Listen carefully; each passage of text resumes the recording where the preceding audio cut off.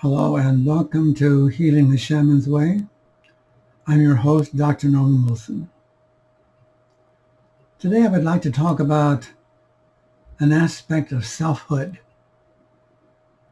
And as a healer, I think all healers should have some awareness of what selfhood involves and why sometimes a negative view of selfhood is the cause of issues for a particular client. I want you to sort of just quietly think about each of these. I think there are 7 of them, and I believe that you'll find them of value even if you're not a healer.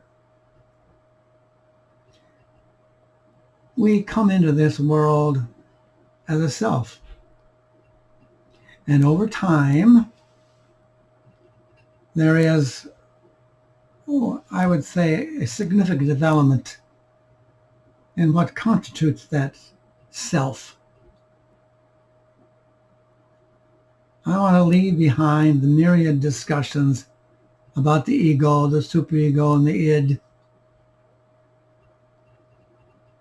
I think there still remains an area worthy of thought, and that's this idea of attributes of selfhood. So what is an attribute anyway?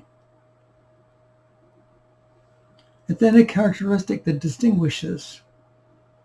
So we're talking about specific characteristics that distinguishes you as a human being.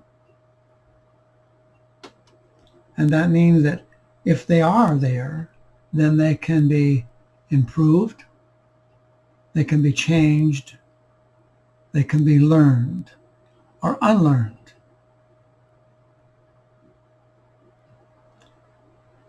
To be complete, we human beings need to embrace certain attributes to attain that wholeness. As I said, there are 7 of them. Now, the first one is mindfulness. Now, some of you may know mindfulness as part of the Buddhist tradition and as contemplative psychotherapy training.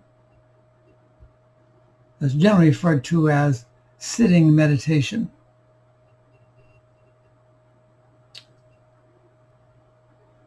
The mindfulness I'm talking about is being aware of all existence and not just your own.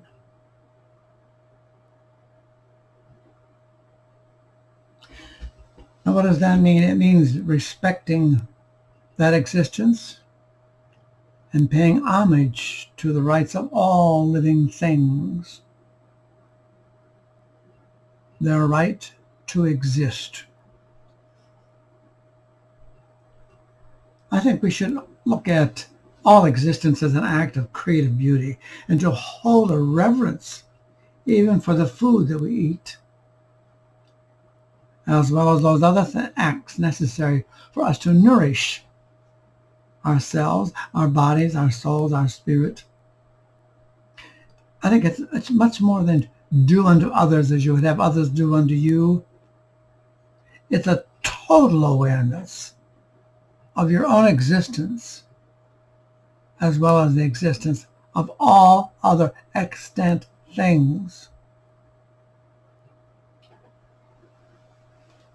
Go ahead. Give that tree a hug. It's there for you. The second attribute is called delightism. And I'm not using that word as in Tantra delightism, which is an erotic focused behavior. And once the state of mindfulness of all existence is achieved, begin to examine its creative beauty. Delight will come to you. This is a bit tricky here because it involves more than the pleasure principle. It involves a genuine appreciation for all that exists, the micro to the macrocosmic realities of all that there is. It is essential. It is the Maslow aha experience of self-actualization, the eureka, the satori of joy. Accept each blade of grass as a thing of beauty, and you'll find eventually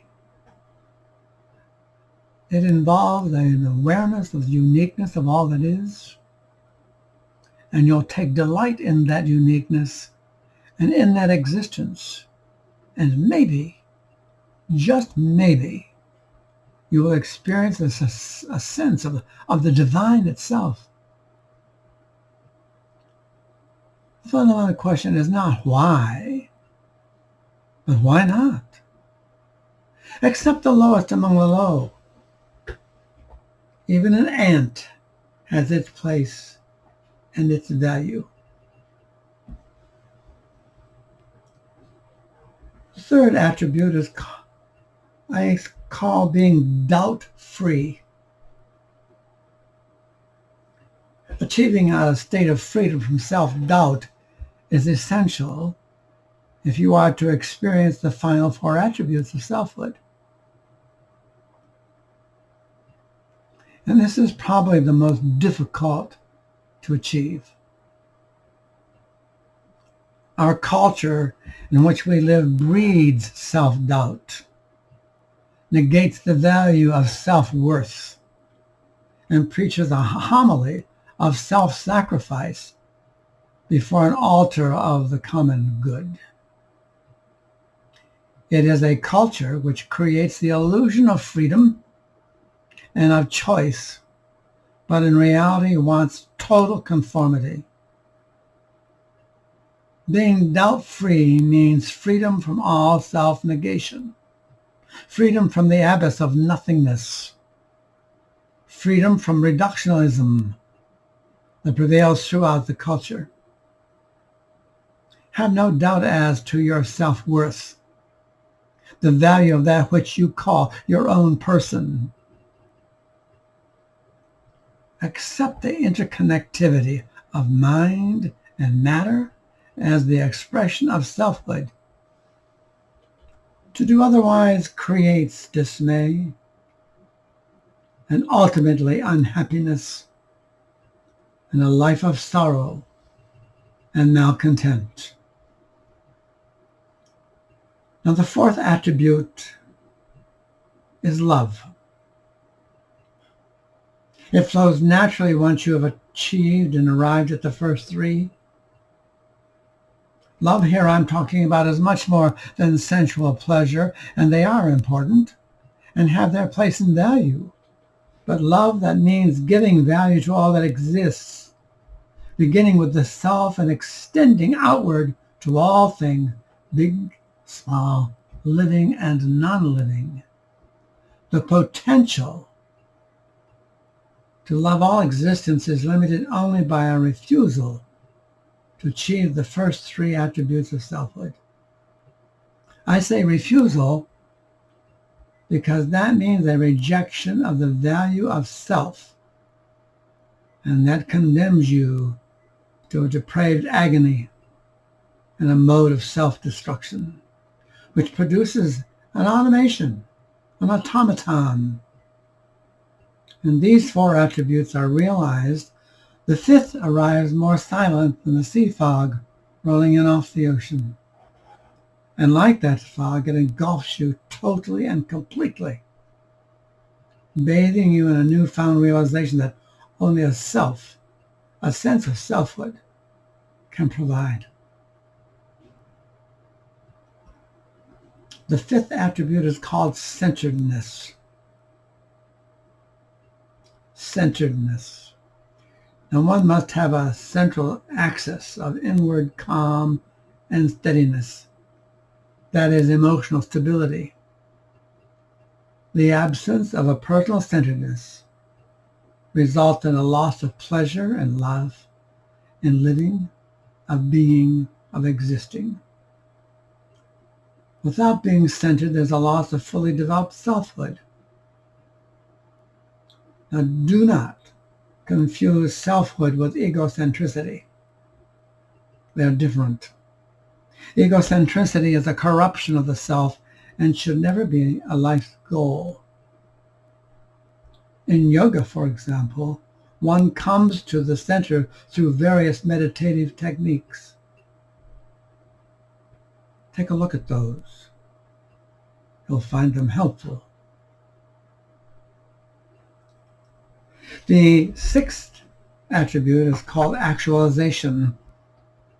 Maximizing one's abilities and determining one's life path involves mental consciousness. That is awareness.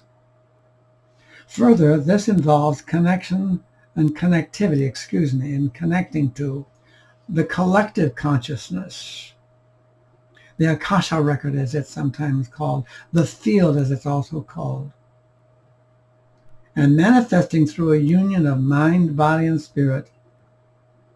In essence, you are to make reality. What a man or woman can be, he or she must be. It is written in the Akasha. To achieve that becoming, the 5 previous attributes must be in place and must have an understanding.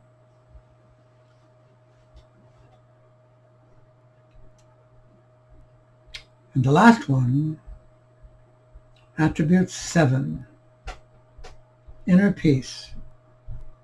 Once you master the other attributes of selfhood, inner peace flows naturally from the center of your being. The value and worth of self are openly expressed. There's a wellspring of contentment that rushes over you. A fullness can only be expressed by singing out, I am that I am that I am. And so you are. As a creation, you are part of the Creator within. And isn't that divine? Isn't this divine element that you must acknowledge? For that is which renders you your inner peace. Thank you for listening. This has been Dr. Norman Wilson, your host of Healing the Shaman's Way.